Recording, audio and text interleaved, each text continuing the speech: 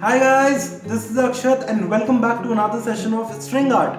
Today I'll show you guys an amazing technique on how to give 3D effect to your string art.